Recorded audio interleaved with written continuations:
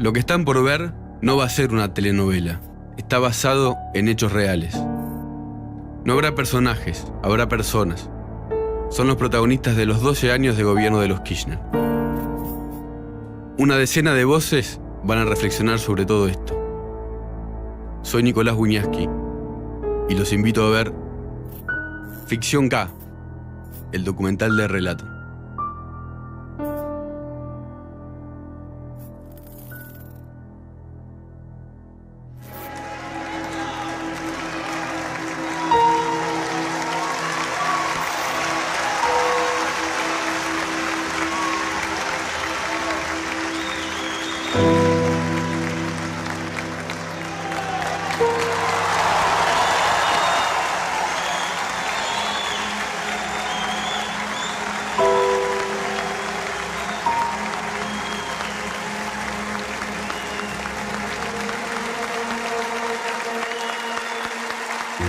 Para los Kirchner, gobernar fue editar. Ellos concibieron desde un primer momento que la cuestión no era llevarse bien con los medios, sino que era editarlos, redactarlos, apropiárselos. En materia de disciplinamiento de los periodistas y los medios de comunicación, aunque no solo de los periodistas y los medios de comunicación, los Kirchner siempre se movieron bajo 3 premisas. Primero, convencer. Si no se convence, comprar. Y si no se convence ni se puede comprar, destruir. Esa fue la manera en que ellos convencieron, compraron o trataron de destruir a los que no se les alineaban. La fórmula que encabecé junto al ingeniero Julio Cobos obtuvo más del 45% de los votos válidos emitidos y por lo tanto no corresponde, tal cual lo ha proclamado esta misma Asamblea Legislativa, convocar a una segunda vuelta. En esos términos y en los términos del artículo 97, vengo a tomar posesión del cargo de Presidenta de la República Argentina, el cargo, el honor más grande que puede tener un argentino o una argentina.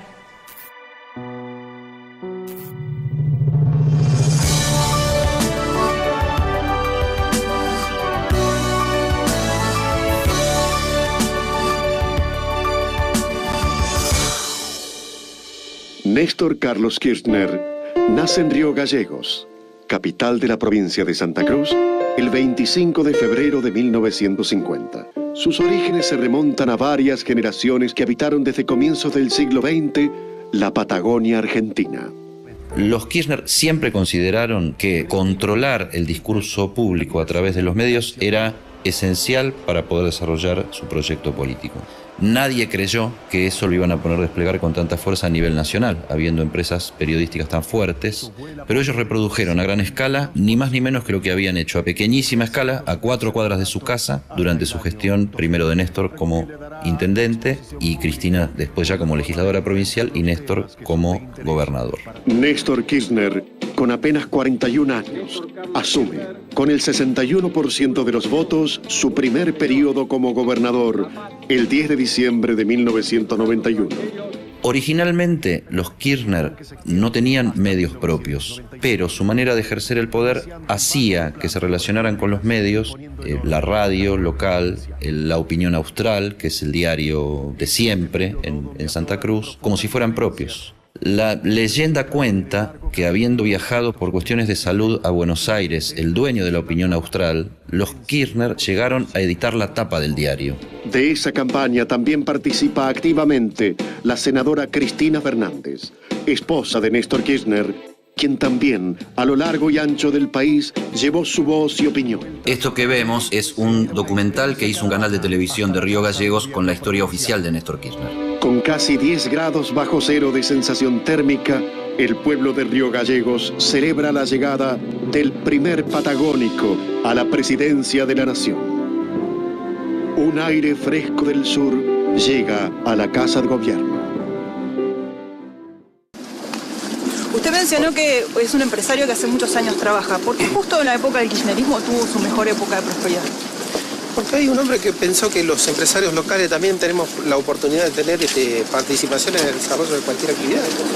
Desde el primer momento, Kirchner se rodea de personajes de su más íntima confianza que después terminan siendo conocidos por todos los argentinos. Entre sus asesores de más baja monta están Rudy Ulloa Igor, que es chofer de Néstor Kirchner y luego pasará con el tiempo a convertirse en empresario de medios. Lo mismo sucede con Lázaro Báez, quien comienza siendo empleado del Banco de Santa Cruz y luego pasa a ser el representante en los negocios del grupo Kirchner.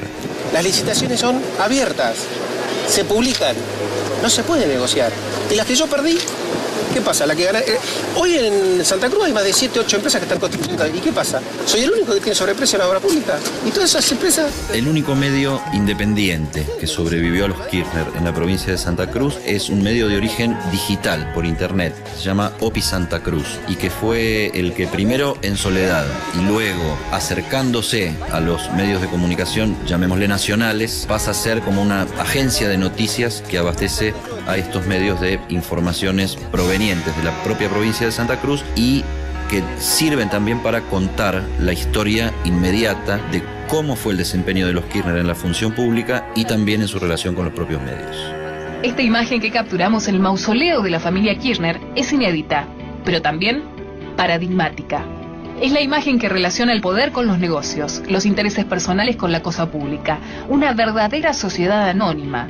Muchos de cuyos socios gozan de la impunidad que otorga pertenecer al círculo áulico y exclusivo donde se cocina el poder.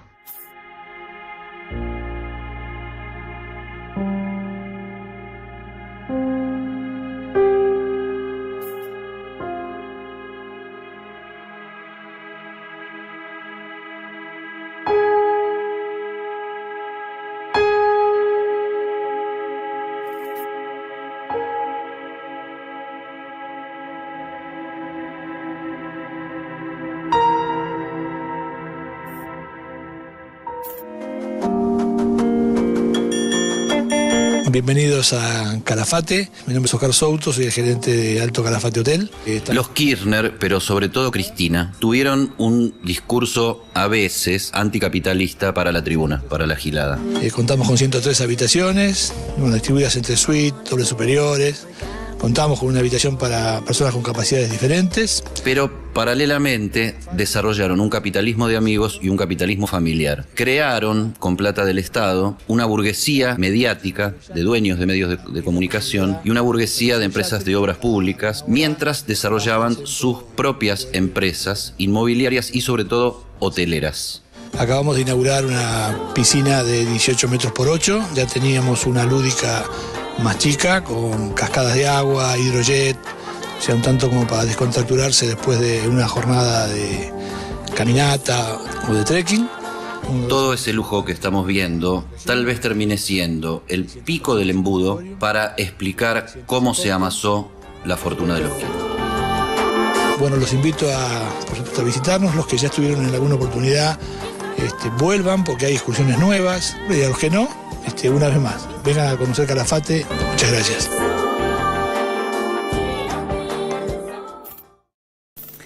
Señores gobernadores de las provincias argentinas, señoras y señoras legisladores, amigos, militantes, prensa nacional y extranjera, que seguramente la hay. Bueno, aquí estamos después del golpe, de uno de los tantos golpes que he sufrido.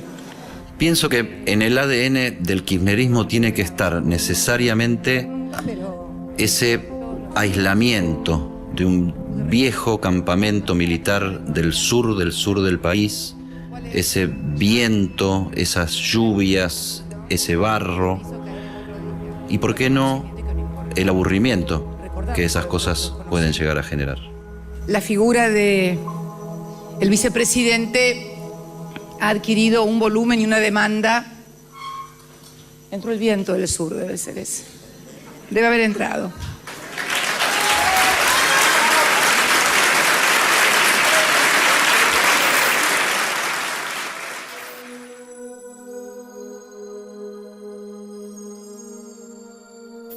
Florencia, ¿podemos empezar? Sí. ¿Ahora sí? Bueno, hola. ¿Es esta cámara que tengo que mirar o la tuya? Esa, bueno, esa. Hola, después de tantos días estamos de vuelta en contacto.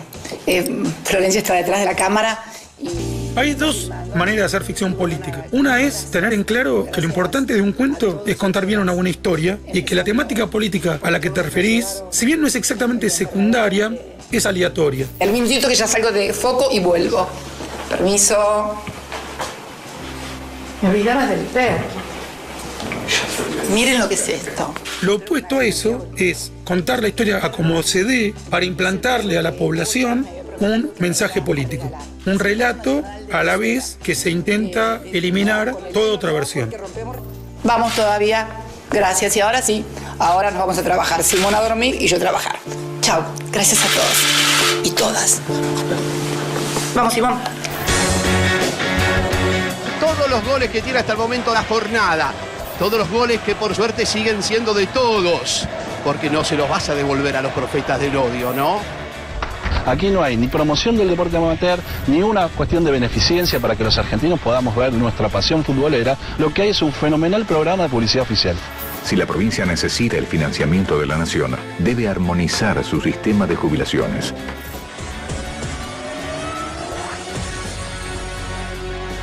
...678 al término de Boca Tigre.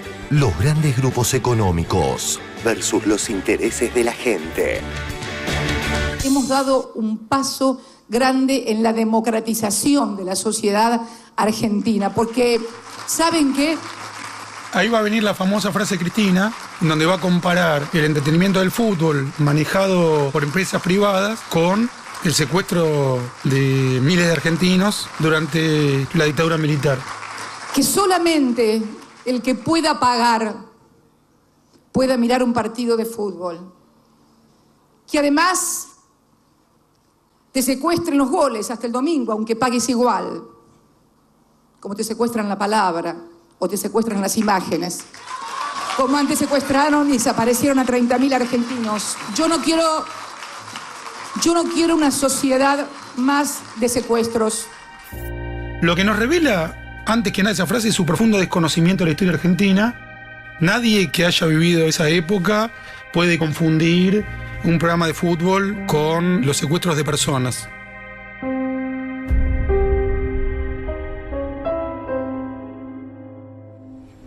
El fútbol nos pertenece a todos y todos tenemos la posibilidad de verlo y el Estado quiere estar en ese lugar para darle la oportunidad. ¿Y de qué forma lo utiliza? Utilizando los fondos estos como para la publicidad que tiene la obligación del Estado de hacer de los actos públicos, y a eso lo utiliza, para la publicación de los actos públicos. Vengo a proponerles un sueño. Vengo a proponer un sueño. Vengo a proponer un sueño. Este clip hay que enmarcarlo en lo que fue Fútbol para Todos, que es la utilización del fútbol por un régimen autoritario, es decir, utilizar el dinero de la propia población para intentar adoctrinarla con un mensaje faccioso que favorece una minoría gobernante. Por mandato popular. Por comprensión histórica. Por decisión política. Y los Kirchner se robaron el fútbol, se lo robaron y lo utilizaron exclusivamente para taladrarnos el cerebro con su mensaje. Para todos. Vengo a proponerles un sueño.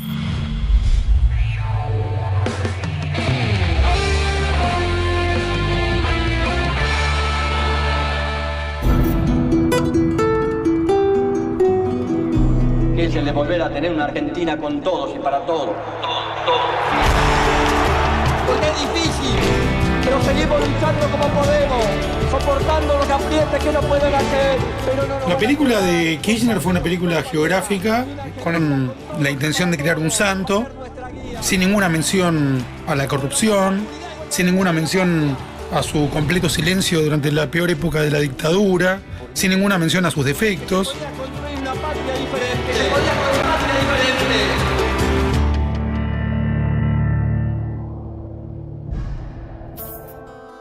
El hecho de que una presidenta le encargue a un artista hacer una película geográfica sobre su marido recientemente fallecido, luego no le guste e invierta más dinero, y en todos los casos dineros públicos, para hacer otra, demuestra su mentalidad de patrona a distancia.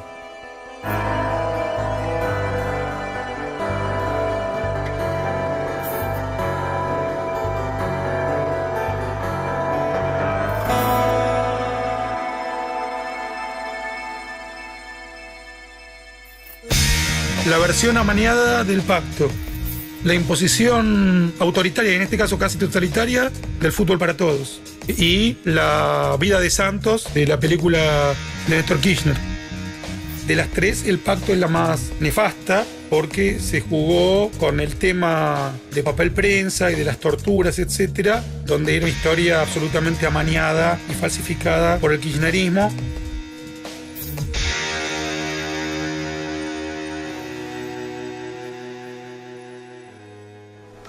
Me tienen harto con esto de la ley de medios y encima ahora esto otro. La verdad no me deja nada tranquilo lo que me contás. Esto nos trae más problemas que la ley de medios. Se trata del papel integral. Bueno, vigilala y operá con los jueces, más no podemos. Titular tras titular. No, yo no soy como vos, no tengo tanta influencia en la redacción. Me voy, llego tarde al cóctel con el embajador.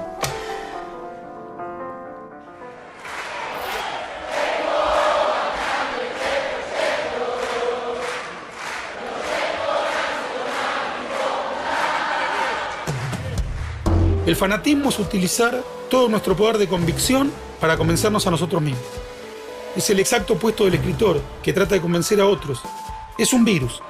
Yo he visto amigos enfermarse del virus de fanatismo. Tengo amigos que me han dicho, por ejemplo, la historia es más grande que nosotros.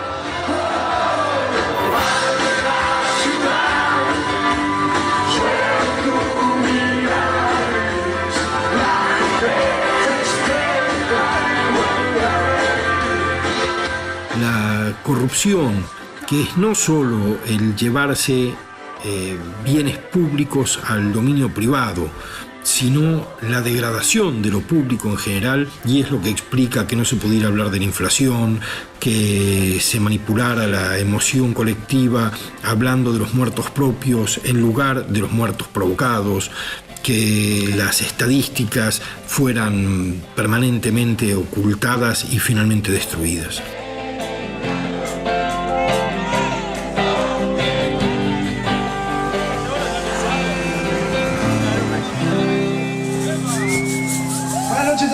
Gracias.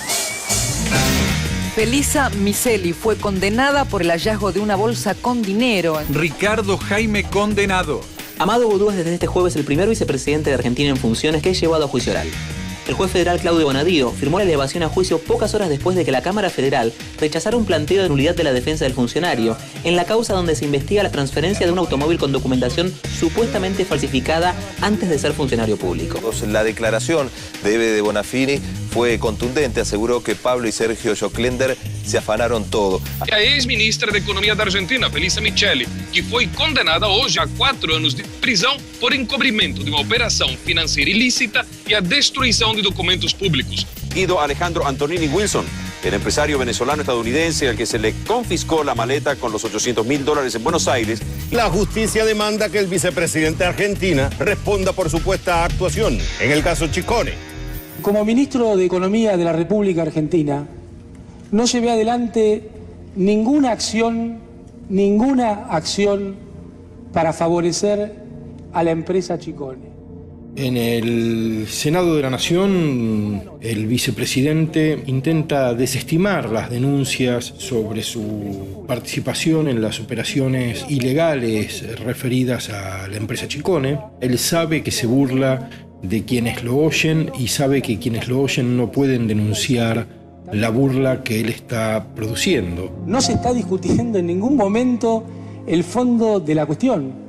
Es una telenovela mediática de la mafia de Mañeto y de la agencia de noticias de Rafecas para intentar atacar el voto popular en la República Argentina. Y concluye hablando de una telenovela mediática contra el voto popular, cuando en realidad no es una telenovela aquello de lo que se habla, sino que es el modo en el que el gobierno ha ido convirtiendo la realidad en un drama que padece finalmente la población. Quiero decir que realmente es una vergüenza y es lamentable que en un día, después de un fenómeno meteorológico como el que tuvimos ayer, tengamos que estar ocupándonos de operaciones mediáticas en vez de las cuestiones de los argentinos que sufren, que todos los días tienen necesidades, y que este gobierno permanentemente está acompañando y cerca de ellos, ocupándose, repito, de las cuestiones de la Argentina real y no de la Argentina de Mañeto y La Nación y Perfil.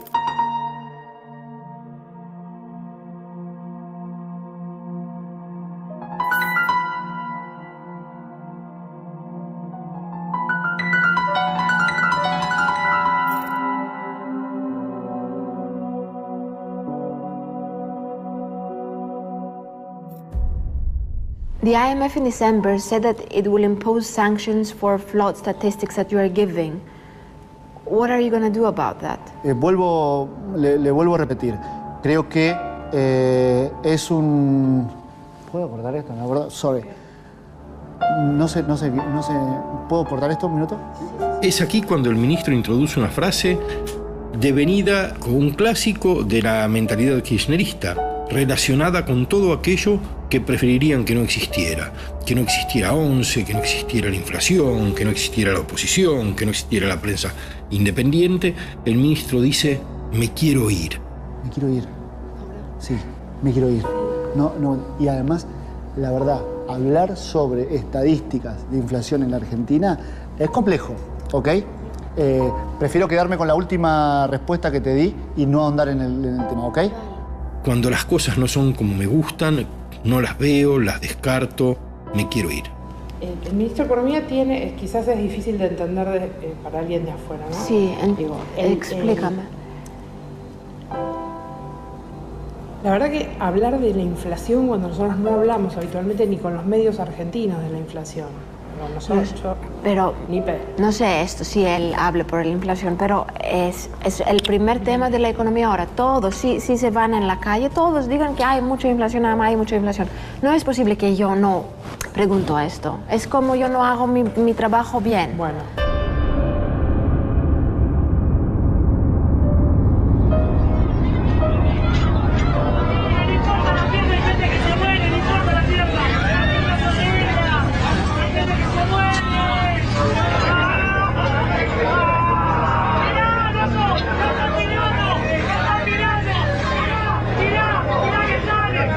Estas son las imágenes de cómo fue el choque a las 8:32 en el andén 2 de la estación 11. Todos los que usamos alguna vez el ferrocarril sabemos que hay una cultura muy argentina de esto, de ir a la punta del tren para bajar primero y llegar antes y pasar antes y no hacer cola y no esperar el colectivo o bajar más rápido el subte, etcétera, etcétera. Esos dos primeros coches estaban abarrotados de gente, o sea, tenían mucho más carga que la que habitualmente, lo cual produjo que el accidente tomara un ribete de tragedia. Si esto hubiera ocurrido ayer, que era un día feriado, seguramente ese coche hubiera impactado y hubiera sido una cosa mucho menor y no la gravedad de lo que fue hoy, que lo constituye un accidente extremísimo y de muchísima gravedad. 5 días después del accidente de 11, Cristina Fernández habla ante la multitud. No esperen de mí jamás. Ante el dolor de la muerte, ante la tragedia, la especulación de la foto o del discurso fácil. El kirchnerismo se fue dando cuenta de a poco de cuáles de sus discursos provocaban alguna emoción en públicos diferentes. Que nadie titule mañana la presidenta le puso plazos a la justicia. Los 40 millones de argentinos y las víctimas necesitan saber qué es lo que pasó y quién es el responsable. Y en cuanto percibía que había algún contenido discursivo que provocaba emoción, sacaba la realidad de ese lugar y ponía ese discurso. Entonces, fueron sustituyendo la realidad por lo que decían de la realidad una vez y otra vez y otra vez. Somos de la gloriosa juventud peronista. Ser de la bomba, los de fusilamiento, los compañeros muertos, los desaparecidos. No nos han vencido. ¡Gracias!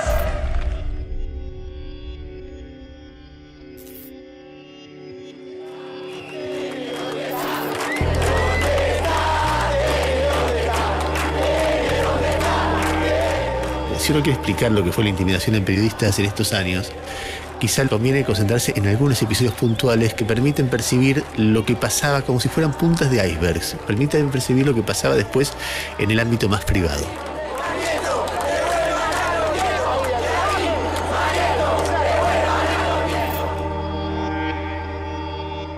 Esto pasó esta noche en el predio de la Rural de Palermo.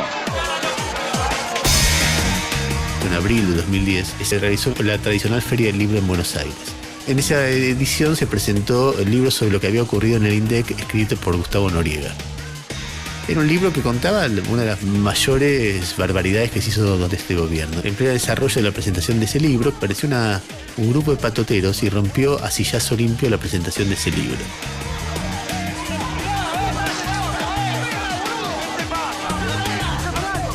Ese acto tan oscurantista, tan medieval, yo cuando lo vi dije, bueno, esto es un quilombo nacional. Al principio Cristina lo echa a Moreno cuando se ve porque no puede estar de acuerdo con la presidenta en que se haga una cosa así. Va a haber una reacción de intelectuales, periodistas, no importa la línea política, porque desde el 83 para acá hemos visto un montón de cosas. La ruptura a sillazo limpio de la presentación de un libro yo no lo he visto y no la volví a ver nunca más.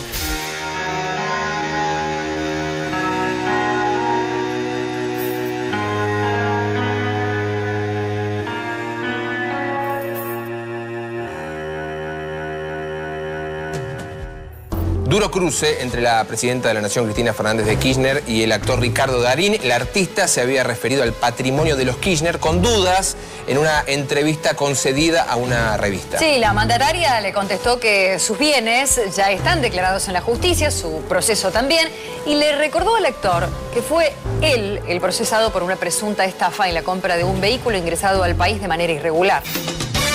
¡Tuiteó Campanella! Todas las mañanas en la reunión de producción nos preguntamos... Buen día, chicos, ¿cómo va? Che, ¿tuiteó Campanella? Pasamos un momento bastante feo cerca del mediodía, de las 12 del mediodía, cuando estábamos grabando unas imágenes para el programa del domingo de Periodismo para Todos. ¡Pará, flaco! ¡Pará, loco! ¡Pará! ¿Para qué? No puedo. ¿Por qué no? Che, pará, decirle que no. Flaco, no nos vamos a chicos. Pero flaco, esta cámara va a ir del laburo. Porque acá también, en la página 39, Eduardo Van der Koy dice: es claro aquel disparate de Jorge Capitanich, el periodismo intenta tapar con la tragedia la cantidad de gente en las playas. No fue más que un pensamiento de la presidenta. La verdad que yo jamás dije eso, también. Yo lo único que dije es, todo esto es basura, todo el tiempo es mentira y basura. Por eso es importante que el pueblo argentino sepa quién le miente.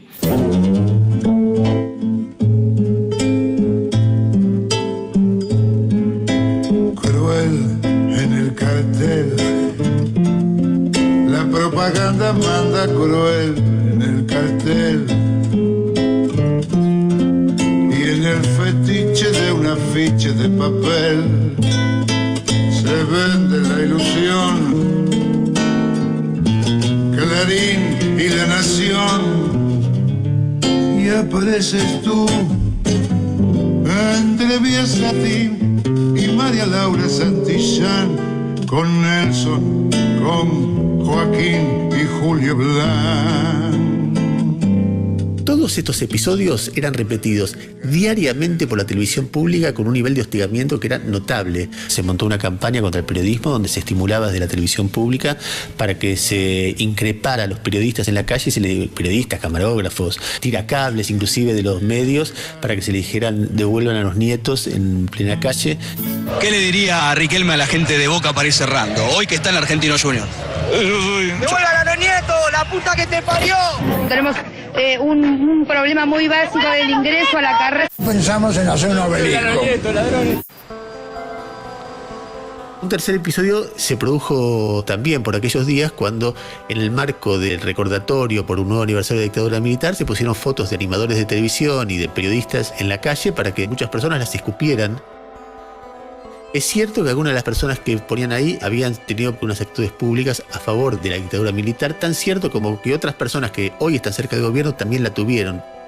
Se utilizaba lo que habían hecho en el pasado para hacer un escarnio público, omitiendo que otras personas habían hecho lo mismo y además dando juicios sumarios sobre actitudes que a veces fueron incorrectas, otras fueron contradictorias, y que en todo caso eran actitudes como menores dentro de lo que había pasado en aquellos años tan horribles.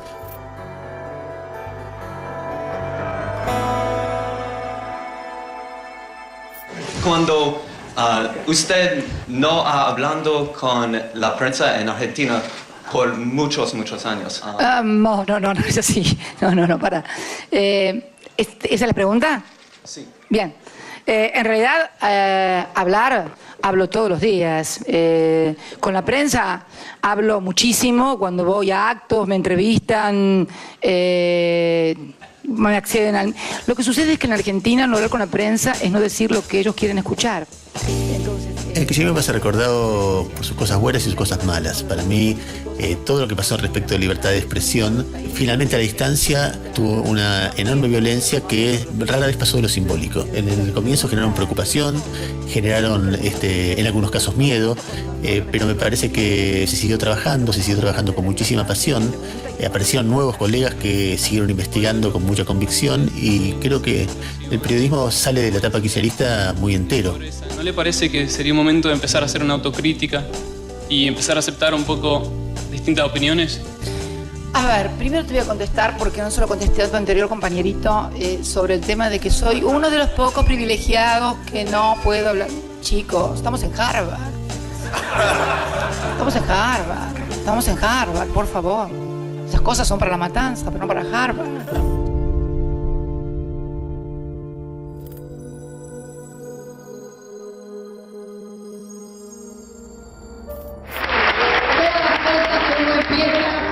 Cuando las empieza con ganas, con sueños, con esperanzas, yo soy media soberbia para eso. Todo lo que hago creo que me va a salir bien. El tema de derechos humanos en Buenos Aires siempre tuvo enorme repercusión, también en el resto del país, pero mucho más, porque acá se hicieron los juicios, acá funcionó la central de CONADEP, etc. Por lo tanto, y aconsejados seguramente, porque no eran personas que antes se hubieran ocupado del tema, tomaron ese tema con mucha astucia, yo diría, porque los símbolos son fuertes. El tema de derechos humanos lo tomaron como un caballito de batalla. ¿Para quién de nosotros, para vos, Eve, no ha sido un sueño que haya un presidente de la nación que vaya y descuelgue el cuadro de Videla? Con la política de derechos humanos, de preservar la memoria de los argentinos y que seguramente tendrá en otro de los símbolos que se busca dar en este día donde se cumplen 28 años del golpe militar. Cuando Kirchner hizo bajar el cuadro de Videla, la verdad es que yo me enojé, me molestó muchísimo porque es como si bajando un cuadro se pudiera remediar el mal que se hizo. Y mal que nos pese, a Videla lo apoyó mucha gente, fue presidente, por lo tanto mejor que estén todos los presidentes, los mejores, los peores, los dictadores y no dictadores, y nos hagamos cargo de nuestra historia. Un grupo de ex trabajadores de medios de comunicación privados y las madres de Plaza de Mayo se concentran en el centro de la capital de ese país para realizar un juicio simbólico contra el grupo Clarín. ¿Quién tiene el derecho a hacer un juicio público a una persona con la honorabilidad que tiene Magdalena Ruiz Guiñazú? Es que acá en estos años la palabra juicio hay que relativizarla. Les recordamos la dinámica de este juicio ético y político al grupo Clarín. Bueno, mira, acá estamos viendo una escenografía de un juicio público, lo más contrario a la República y a la división de poderes, donde un grupo de madres, con un abogado que yo llegué a respetar mucho, que no entiendo, Eduardo Barcesá, cómo terminó con sus conocimientos enredado en esto, juzgando a un grupo de comunicaciones como el grupo Clarín. Aquellos que consideren la inocencia del grupo, por favor, levanten la mano. Aquellos que consideren la culpabilidad del grupo, por favor, que levanten la mano. Cuando uno cree que alguien tiene un compromiso con una cuestión delictiva, tiene que ir a la justicia y llevar todas las pruebas y que la justicia decida. Joaquín Morales Solá, Magdalena Ruiz Guiñazú. Los tribunales públicos son exactamente lo contrario de la justicia. Con respecto a los medios, ya dije, ahora con respecto a los periódicos, yo creo que cuando yo era chica no había papel higiénico, usábamos diario. Llevemos al baño, que es para el único lugar que sirve. Gracias.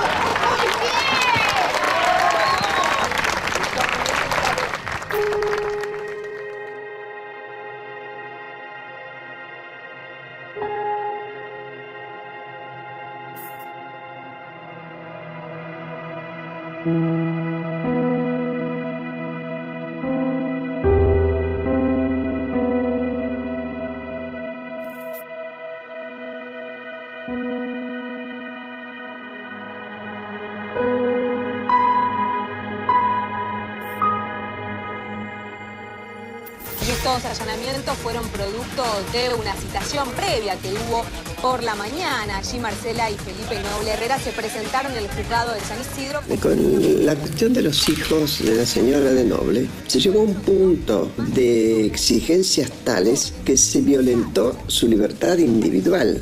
Se les quería hacer exámenes forzados para terminar después en nada. Las abuelas empezaron la investigación, no se hizo una investigación correcta al final, como se demostró. Y para cuando se terminó de hacer, se demostró que no era lo que se había sospechado. Ahora nadie se fue y le dijo, señora, chicos, perdón. Los hijos de Noble. ¿Se viene el jaque mate? No, pero en general, para los periodistas que me llaman, menos los que trabajan para los apropiadores de bebés. El manoseo más grande respecto de estos jóvenes es partido por parte del propio grupo. Florencio Randazzo reiteró que el objetivo del gobierno es que se conozca la verdad. Y seguramente que los chicos son víctimas y deben tener miedo de confirmar que su madre adoptiva cometió un delito de lesa humanidad. 678 Kids. A ver, atención acá. Una persona X le saca los hijos a una persona Y torturada y desaparecida por el gobierno militar. La persona X sabe quién es la persona Y y entonces acepta contrastar los ADN de los chicos con las familias H y Z, que sabe que van a dar negativos, pero no acepta contrastarlo con el resto de las familias porque sabe que van a dar positivos. Quedó clarito, ¿no?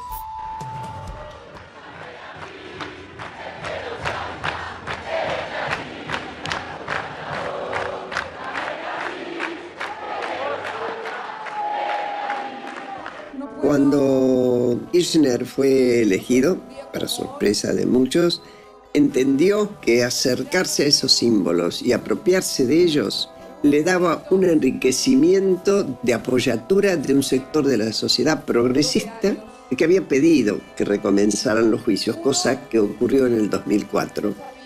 Yo creo que tomar el símbolo de madres y de abuelas para ellos fue parte de la construcción política. Y a todos los jóvenes, a los grandes y a los pequeños como mi nieto que hoy me acompaña, que no entiende pero aplaude y por ahí hace los deditos con ver. Es para ellos que le estamos haciendo a este país y también para la humanidad. Yo creo que fue absolutamente un uso instrumental, muy poco respetuoso de lo que se habría hecho antes. Es más, crearon la fantasía, y para muchos jóvenes seguramente eso funciona, de que empezó con ellos el tema de derechos humanos. Siempre sale el sol, después de la lluvia, siempre sale el sol.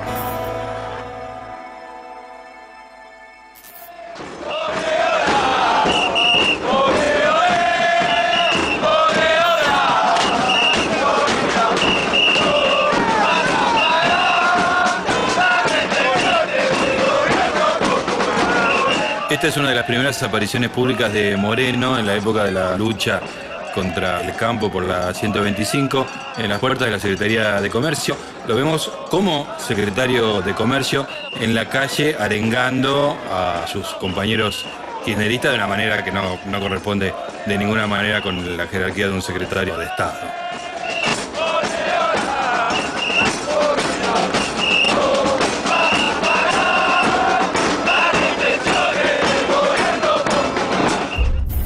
Ese es el problema que tienen. Son oscuros como personas y son oscuros como empresarios. Y como empleados. Oscuros. De alguna manera muy descarnada, Guillermo Moreno representó al kirchnerismo de la manera más cabal. Como funcionario tuvo una función que era controlar los precios. Su fracaso no podría haber sido más grande. Durante la gestión de Moreno, Argentina se convirtió en uno de los países con la inflación más alta del mundo. Pero además el gobierno le encomendó 2 misiones. Te lo dejo y vos después lo lees el silencio el sábado a la noche. ¿No? Una fue el servir como ariete en la lucha contra Clarín y la otra fue la intervención y el desastre que armó en el Instituto de Estadísticas Públicas, que fue arrasado a partir de 2007. No se puede decir cualquier cosa. Si es una canasta básica de alimentos, es una canasta básica de alimentos, que tiene que tener la metodología de cómo fue construida. Y desde ya que no puede tener artículos de limpieza, porque va de suyo, que estamos hablando de alimentos. Al tratar de controlar a la prensa independiente y de controlar un organismo que daba estadísticas independientes, de lo que se trata es de manejar el discurso. El kirchnerismo no quería que hubiera un discurso no controlado. Lo que está haciendo es representar la esencia del kirchnerismo, que es no admitir ningún tipo de mirada ni de validación externa. Si no levantás la mano y se te da la palabra, le voy a pedir que te retiren de la reunión. ¿Está claro? Oye, por favor, la sacan de la reunión, se retira de la reunión. Listo.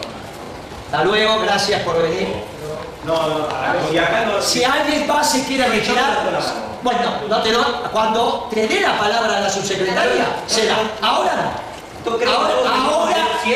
Ahora no. Autoritarismo público. Por favor, la retiran a la señora. La retiran a la señora. Por favor, la retirás a la señora de la reunión, porque no se ajusta a la metodología. Esta es una asamblea de papel prensa. Esto es en agosto de 2010. Es la famosa asamblea donde Moreno llevó cascos y guantes de box. Casco o guantes para elegir. Porque después dijo que nos tenemos que portar bien. Y la última vez dijo que no nos portamos bien, viene un gil y una trompada y se rompió el dedo. Entonces ahora para que no se rompa el dedo. Casco o guantes, ¿quién para elegir? Primero apaga la luz y después manda a uno de sus acompañantes a pararse delante de la cámara para que no se vea. El efecto es paradójicamente más inquietante, porque lo único que se escucha en todo este fragmento es el discurso crecientemente violento y cada vez más fuerte de Moreno, indicando que ahí no se iba a votar. Soy claro y contundente. Y el audio solo, con el traje tapando la imagen, es como una especie de representación en off de la locura y la violencia. Se banca lo que tengan que bancarse. Acá no se vota. ¿Está clarito? Acá no se vota.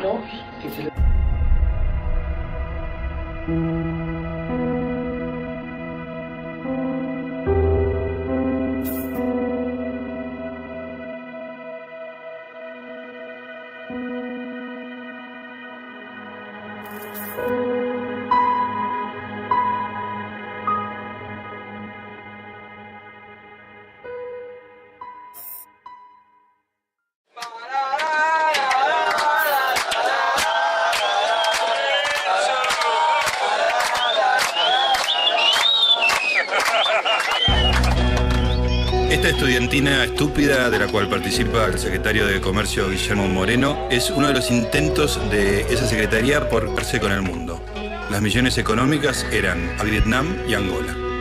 Esto se enmarca en la campaña del gobierno contra Clarín. Recordemos que en este viaje, en esta misión a Angola y en la anterior, Guillermo Moreno es un poco el cerebro de toda esta campaña contra Clarín, y en todos los vuelos, en la anterior, en este llevó souvenir contra el grupo Clarín, sobre todo con Clarín. Este viernes, sábado, domingo, lunes, martes, miércoles, jueves, viernes, sábado y domingo. Los supermercados y cadenas de electrodomésticos tenemos prohibido contarte cuánto salen nuestros productos. Continúa desarrollándose la primera misión argentina en Angola. Participa una delegación de más de 300 empresarios. La intención, por supuesto, tiene que ver con el intercambio comercial entre los dos países. ¿Cómo? La cabra clonada que cloné yo, que se llama Victoria, que la dejamos también. ¿El qué? Los pollos. Me están haciendo así. Los pollos. El miedo fue una de las armas del kirchnerismo para imponer 12 años de delirio ideológico. Tuvieron miedo los trabajadores del INDEC cuando fueron desplazados de sus tareas. Tuvieron miedo los empresarios cuando aparecía Moreno y les hablaba de esa manera, o cuando tenía reuniones y ponía un revólver arriba de la mesa. Tenía miedo la gente que opinaba y después corría el riesgo de que la presidenta lo señalara desde el atril presidencial y mandara a la FIP para controlar el estado de sus cuentas. Miren,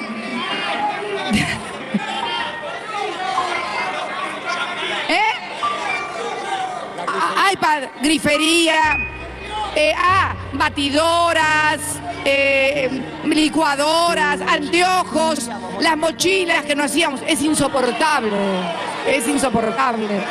El miedo fue esencial, pero también mucha gente actuó sin miedo. Mucha gente se alió a ese discurso ideológico convencido. Mucha gente pensó que esa distorsión disparatada de la realidad era un discurso razonable. Entre esa combinación de miedo y delirio se desarrollaron los 12 años kirchneristas. Trajimos la Argentina para todos los angoleños. Ay, gracias. Adelante. Me va a entregar un premio. La votación resulta afirmativa. Afirmativo 146 votos, 3 votos negativos. Cuando en 2009 el gobierno decide ir a fondo en la guerra contra el periodismo independiente, toma la propuesta de hacer una ley de medios audiovisuales y la convierte en un instrumento de su guerra, digamos, ¿no? Y para eso le da un contenido muy enfocado a desmantelar Clarín, principalmente, y colateralmente a disciplinar a otros grupos de medios.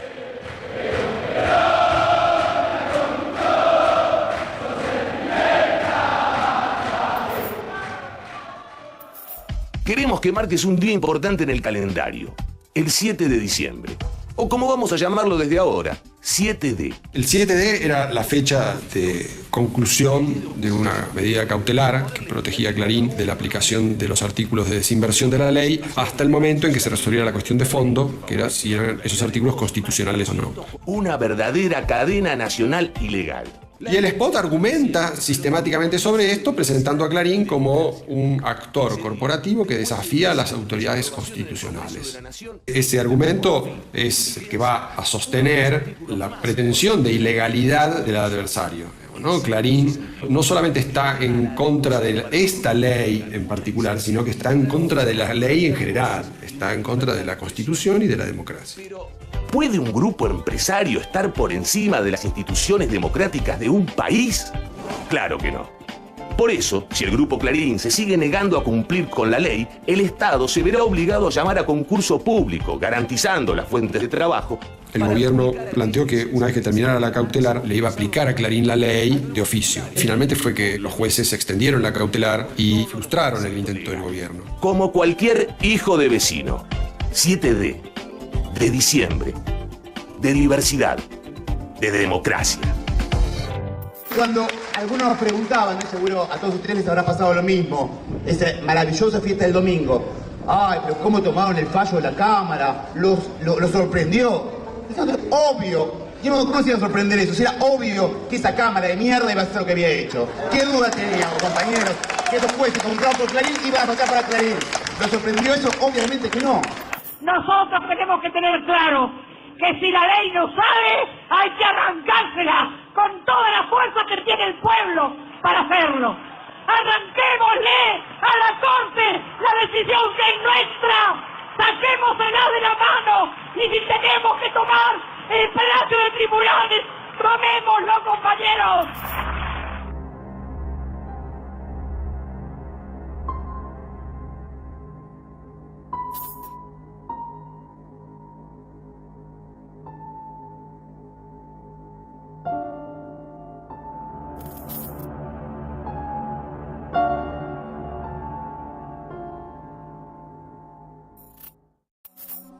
Y voy a enviar al otro poder del Estado, en el cual somos minoría en ambas cámaras, enviar un proyecto de ley que será enviado en el curso de esta semana y cuyos ejes fundamentales serán, en primer término, declarar de interés público la producción de pasta, celulosa y papel de diario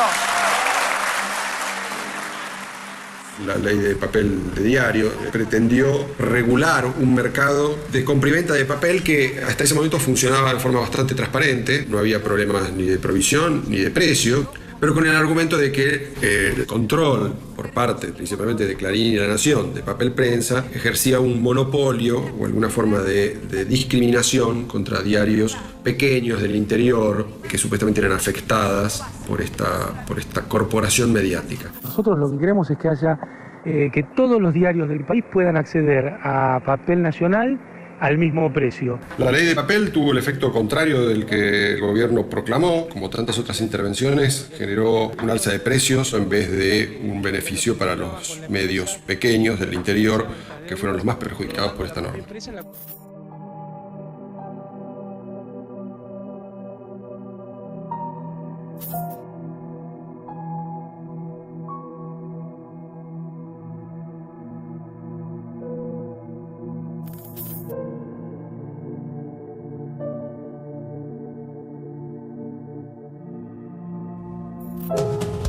Me llegó el último informe de turismo receptivo y emisivo.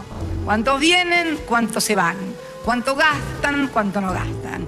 Y la verdad que cuando uno lee o escucha determinados medios que están en cadena siempre, ilegales, eso sí, porque no se pueden tener 234 licencias. Esas son cadenas nacionales ilegales. El kirchnerismo planteó una serie de reformas legislativas para intentar disciplinar al sistema de medios. Como no podía hacerlo abiertamente, enfrentándose a la libertad de expresión, invirtió el argumento planteando que el sistema de medios estaba dominado por unas pocas empresas muy concentradas que tenían que ser democratizadas y desarticuladas, y que si se resistían era no porque estuvieran defendiendo la libertad de expresión, sino porque defendían sus intereses ilegítimos. Han salido argentinos al exterior a gastar plata, lo cual nos encanta, nos parece bárbaro, mucho más que el año pasado. Tenemos una producción récord de maíz. Bueno, es que, como decía antes, la cadena nacional del desánimo y el temor, y también la cadena legal, que tiene fecha de vencimiento, el 7 de diciembre.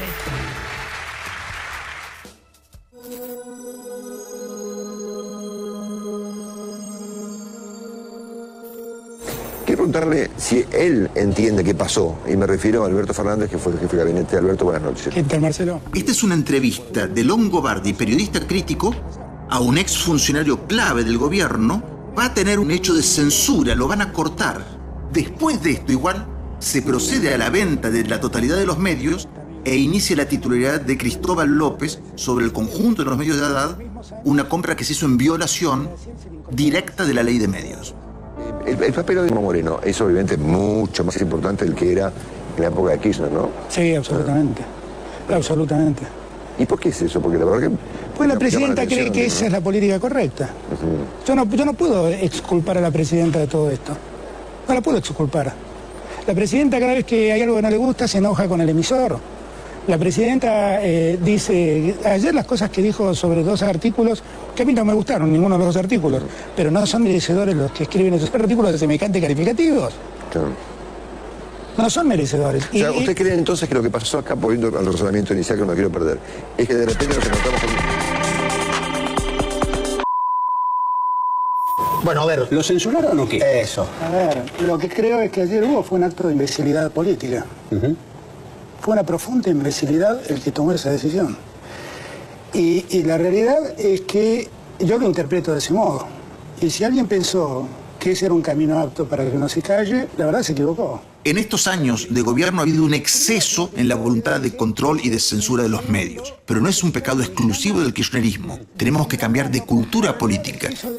Multimedios, creación y compra de medios por empresarios amigos. Vamos a entrevistar a Matías Garfunkel, CEO de Grupo 23. ¿Cómo estás? Muy bien, ¿vos? Bien, muy contenta por tenerte en el programa. Sabemos que Grupo 23 tiene muchas cosas, entre ellas tiene Newsweek, tiene el portal informático Infonews, tiene Tiempo Argentino, tiene Revista 23, tiene también CN23, que es por donde se emite este canal. Publicidad oficial discriminada a los medios favorables al gobierno y cepo publicitario a los medios opositores. Ustedes saben que La pauta en Argentina se distribuye a los amigos del poder y ha habido fallos de la Corte, tanto en Río Negro, tanto Artiar o propio Perfil, donde establece por qué a grupos minoritarios como Spolky u otros se llevan una torta de la pauta presupuestaria muy superior al que tienen otros medios de mayor cuantía. Medios públicos utilizados como medios partidarios. El cierre de campaña de Cristina. Flojito el informe, ¿no? ¿Cómo no cerrarlo con la frase de aquella canción que dice...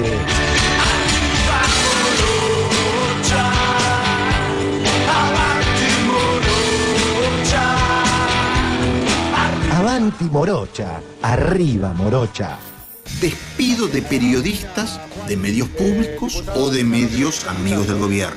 Sí, ¿nos escucha, diputado Larroque? Sí. ¿Cómo le va? Buenas tardes, Juan Micheli. No, le quería hacer una pregunta política sobre esta ayuda, porque vemos que hay muchos elementos que se han donado anónimamente que no están identificados en forma partidaria. La persona que mandó un colchón no le puso de qué partido. ¿Por qué trabajan con pecheras partidarias con estas donaciones anónimas que se han hecho? Hay de todas las organizaciones. De la Campro y de todas las organizaciones. Andrés. Creo, discúlpame, discúlpame. ¿Quién me está preguntando? ¿Me dijiste cómo es tu nombre? Juan Micheli. Te invito a que vengas a ayudarnos. Te espero hoy acá, ¿eh? ¿Cómo no? ¿Cómo no? Inclusive... Te espero hoy acá cuando termine el noticiero.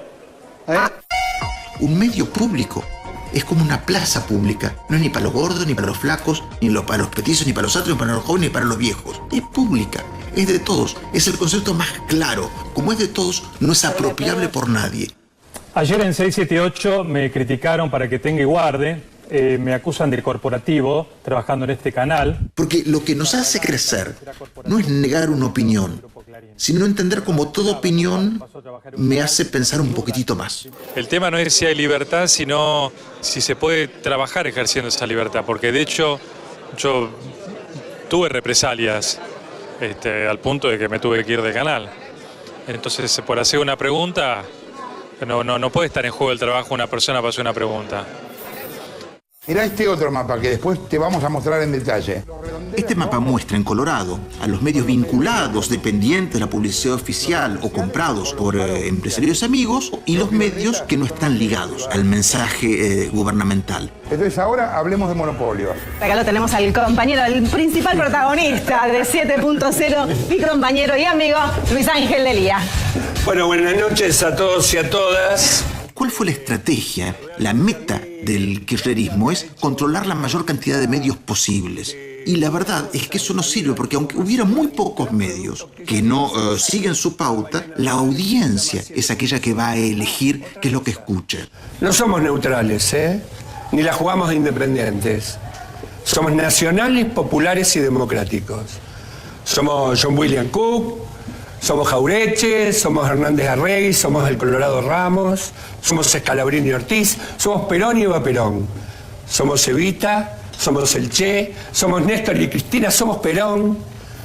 Reiteramos, ganó Daniel Scioli por amplia diferencia. Reiteramos, primero en C5N ganó Daniel Scioli, el gobernador de la provincia de Buenos Aires, es el nuevo presidente de los argentinos. En provincia de Buenos Aires ganó Aníbal Fernández, reiteramos. 678 estrena la última canción de Copani. ¿Cuántos medios que tengo? ¿Cuántos medios que tengo? ¿Cuántos medios que tengo? ¿Cuántos medios que tengo? Canales de aire donde se respira el aire que yo solamente decida. Canales repletos de divos y divas, donde lo más cierto es que todo es mentira. Intocable, yo me siento. ¿Cuántos medios que tengo? ¿Cuántos medios que tengo? ¿Cuántos medios que tengo? Acércate solo un instante. Escúchame si lo quieres hacer. Acá lo que hicimos con los medios es transformarlos todos en altoparlantes modulados con diferentes colores del mismo discurso. Me olvidaba. Me hizo acordar una nena. Acá también funciona Canal Encuentro y Paca Paca. A ninguno de nosotros nos gusta que nos levanten el dedo. De la misma manera, no nos gusta que una sola opinión insista e insista e insista en que es la única autorizada a interpretar la realidad. Ahora no nos meten más el Pato Donald, ahora tenemos a Zamba.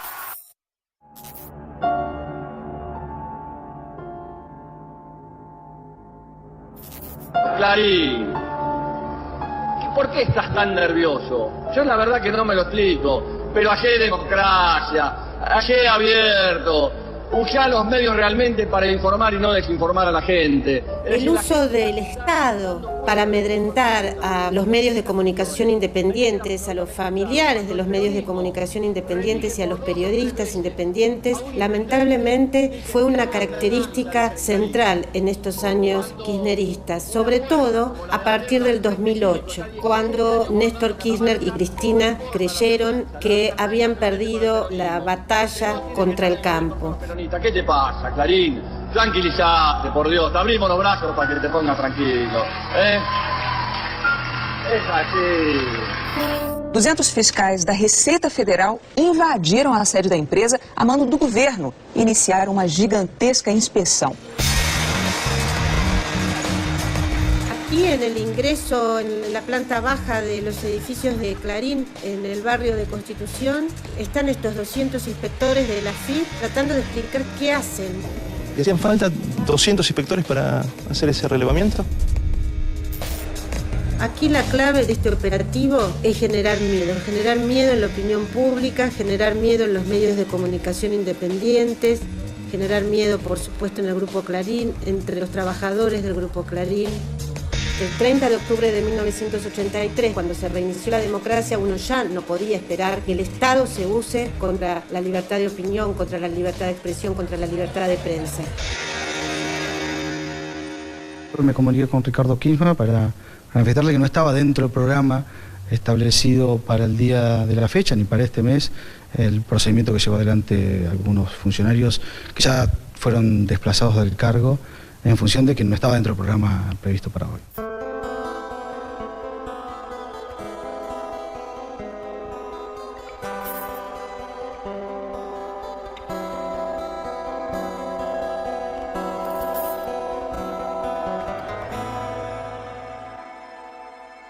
La Gendarmería realizó un operativo en el edificio central de Cablevisión. Según informó la compañía de televisión paga a través de un comunicado de prensa, los efectivos allanaron las dependencias del edificio central y revisaron las pertenencias de los empleados buscando material de prueba.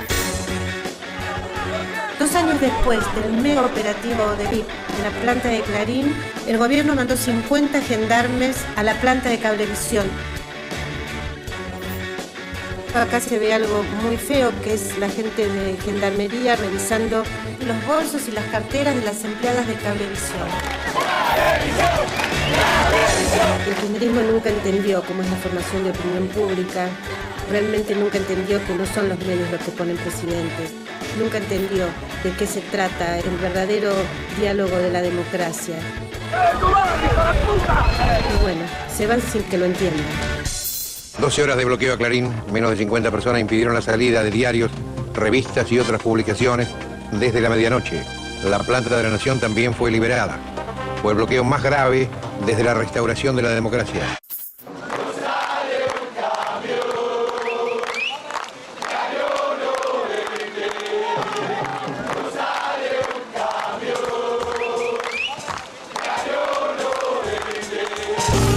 Creo que los que están bloqueando no se daban cuenta en ese momento la gravedad institucional de lo que estaban haciendo. El gobierno, de hecho, que mandó la Gendarmería para allanar a Cablevisión, no hizo nada para impedir este bochorno. Salustriana, ¿me estás escuchando? Decime, Salustriana, ¿subiste alguna vez algún subte vos?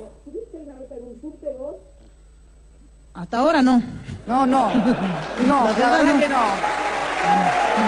No, la verdad que no.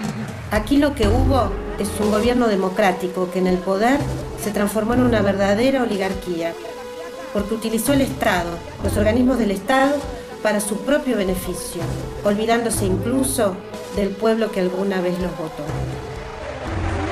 Señora Presidenta, disculpe, yo le hago una pregunta. A nosotros nos hace falta otras cosas más. Vas a poder ver Salustiano la suerte que tiene. Más pena que usted.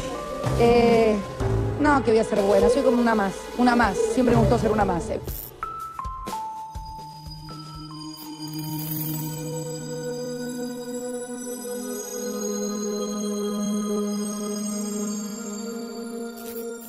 Conforme a lo establecido por el artículo 75 de la Ley 26.522 de Servicios de Comunicación Audiovisual, transmiten LRA Radio Nacional y el S82 Canal 7 de la Televisión Pública, junto a todas las emisoras que integran la cadena nacional de radio y televisión de todo el país y el Servicio Internacional RAE, Radiodifusión Argentina al Exterior, con motivo de realizarse la inauguración oficial del Encuentro Federal de la Palabra. Vamos a escuchar algunas piezas que van a compartir con todos nosotros, representantes de la cultura argentina. Buenas tardes, mi nombre es Mustafa Yoda, soy un activista de la cultura hip hop en Argentina. Solamente quiero decir que ya no fumo del cigarro que se fumaba mi vida. Recordar y olvidar es acariciar una herida. Con la mirada perdida, el amor se vuelve ciego. Gritaba socorro abrazando sus ahorros con miedo. Es importante pensar sobre la cadena nacional. Digamos, la cadena nacional es una gran oportunidad que tiene un funcionario público, en particular el presidente, para ayudar a la conversación permanente que es la democracia. Le grité al Falcón Verde, guarde sus cruces, elementos de tortura, no recuerde. Se convirtió en una trivialización, o fue trivializada hasta ser vaciada de contenido, porque se usó la cadena nacional para cualquier propósito, para inaugurar un juego de la OCA, para propósitos que no eran interesantes, que no implicaban la urgencia, la necesidad de repensar los modos en que concebimos como colectividad, y no como un modo de aportar a una conversación colectiva permanente. Y yo amo lo improvisado.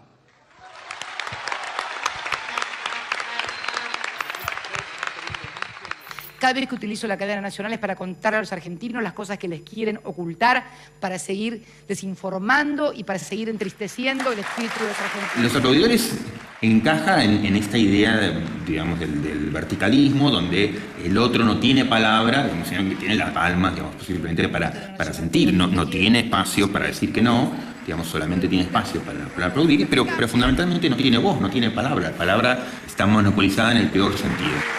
¿Saben dónde va a estar él y dónde está él? Allá arriba, con el ARSAT 1 y el ARSAT 2. Él está ahí. Él está ahí, como una suerte de barrilete cósmico. Ustedes saben, hay 80 millones de diabéticos en el mundo que además tienen alto poder adquisitivo. La diabetes es una enfermedad de alto poder adquisitivo, porque son sedentarios, porque comen mucho, en fin. Me encantó la metáfora, lo de las balas de plomo que derrocaron a Perón con las balas de tinta que por ahí intentan derrocar o destituir gobiernos populares. Qué metáfora tan exacta y tan perfecta. Acá acaba de agregar un dato que yo desconocía y que era que la ingesta de cerdo mejora la actividad sexual. No es un dato menor, además yo estimo que es mucho más gratificante comerse un cerdito a la parrilla que tomar Viagra, así que...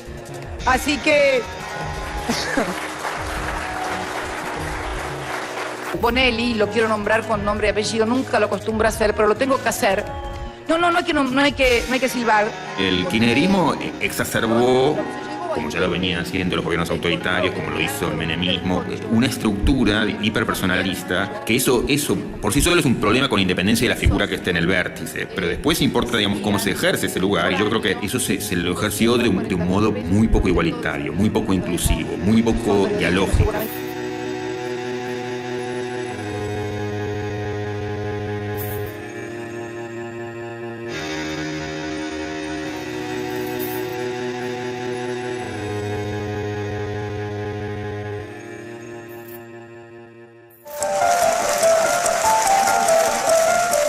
It's the case that has gripped Argentina. Alberto Nisman was a special prosecutor investigating the country's worst terror attack. Hours before he was due to testify in Congress, he was found dead at his luxury flat. We look at the evidence and ask, who killed Alberto Nisman? Este es un lugar y una posición un tanto inusual para comunicarme con ustedes, pero bueno, contingencias de la salud y prescripciones médicas me obligan a hacerlo de esta manera. Quiero compartir con ustedes algunas reflexiones en el día de la fecha. Me gustaría subrayar la cuestión Nisman como yo creo que es la gran metáfora que recorre, que expresa, que resume, ¿no?, todo el gobierno. Nos dice muchísimo sobre la seguridad, sobre la justicia, sobre la palabra presidencial, sobre la degradación de la palabra, de poder decir un día no tengo dudas ni tengo pruebas, poder decir un día se ha muerto, el otro día se ha suicidado, el otro día, digamos, ha sido muerto, no tengo dudas de eso. Entonces es la degradación de la palabra pública en su máxima expresión. O sea, me parece que es una metáfora increíble, digamos, piensa en Nisman y piensa toda la década, ¿no? A propósito de esas dos cartas, y si se me permite la digresión, se intentó decir que en la segunda había cambiado de opinión respecto de la muerte del fiscal Nisman, porque decía que en la primera había afirmado que era un suicidio y en la segunda que no. Una lectura detenida, rápida, de la misma, rápido detenida, ve claramente que en la primera carta, en el segundo párrafo, cuando hablo en el primer párrafo en términos generales de la muerte y del suicidio, y cuando me refiero concretamente al caso del fiscal Nisman, en el segundo párrafo pongo suicidio entre signos de interrogación.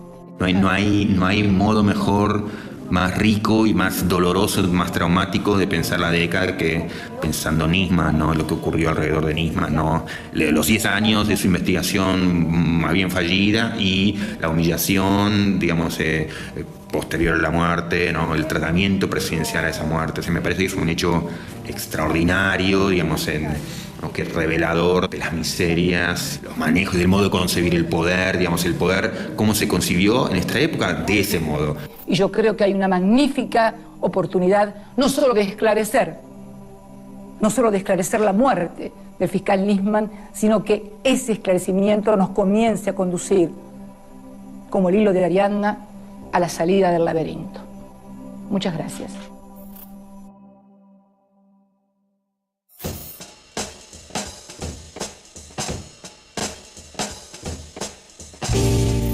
Esto fue todo, pero al mismo tiempo fue solo una parte de lo que nos dejó esta década para pensar como país. Por eso lo que sigue no es una imagen del pasado, tal vez sirva para pensar el futuro.